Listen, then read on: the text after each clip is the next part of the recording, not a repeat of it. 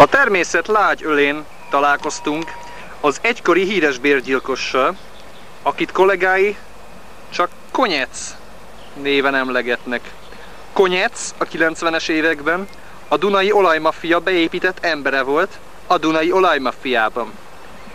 Erről az időről val most menedzsere egykori irodájának romjai közt.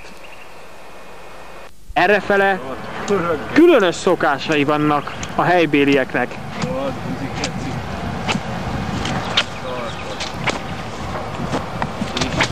Láthatja? Menjél le! Ne menjél le! Te figyelj! Mi van így? A gátőr! Talán ő mondhat nekünk valamit.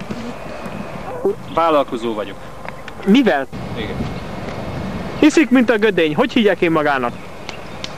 Jó.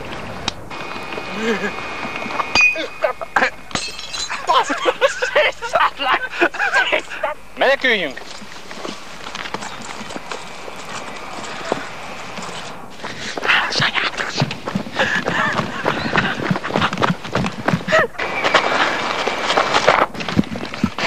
Az erdőben mások is futottak.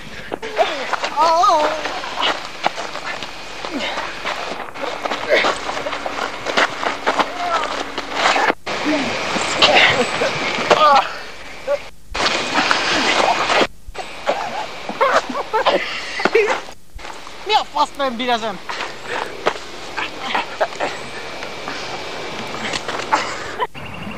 A nap. Eljött a nap.